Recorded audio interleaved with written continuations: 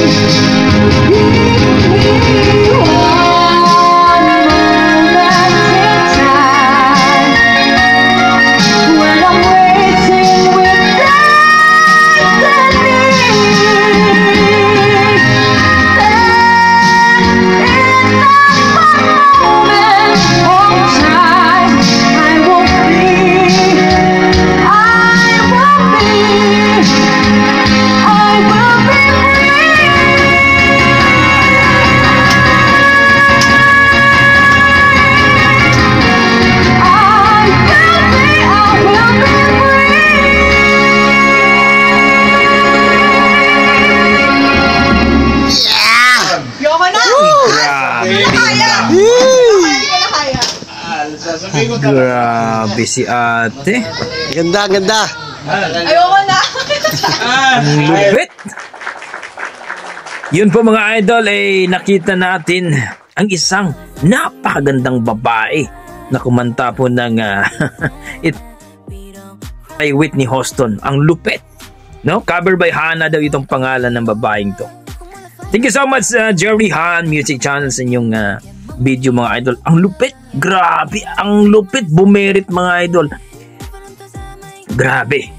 Nung una mga idol medyo naano ako kasi yung nagbibideo kasi medyo kung saan binibideo. Pero dito po mga idol sa kalagitnaan nakita natin napakagandang babae, mestiza. Ang taas ng boses, pusang gala pag bumerit, ang lupit. Halimaw talaga si Ate Hana. Para sa akin mga idol, kung i-rate ko po ang kanyang performance, number 9 talaga mga idol. Kuhang-kuha din sa dulo mga idol. Grabe pag bumerit, ang lupit. No? Grabe. Kayo mga idol, ano masasabi nyo dun sa kanyang performance kay Ma'am Hana na kumanta po ng by Whitney Houston? Para sa akin, na-amaze ko, na-impress ako. Wow. Salamat talaga sa talent ni Ma'am Hana. So, please comment down below mga idol. Huwag nyo kalimutan talaga mga idol, i-like and subscribe mga idol para po ay ma-recommend po tayo ni YouTube mga idol. So, kung na-amaze kayo, nagustuhan nyo ang kanyang boses, yung performance, please comment down below para pag-usapan natin mga idol. Hanggang dito na lang ako. Maraming salamat po mga Lodi. God bless po.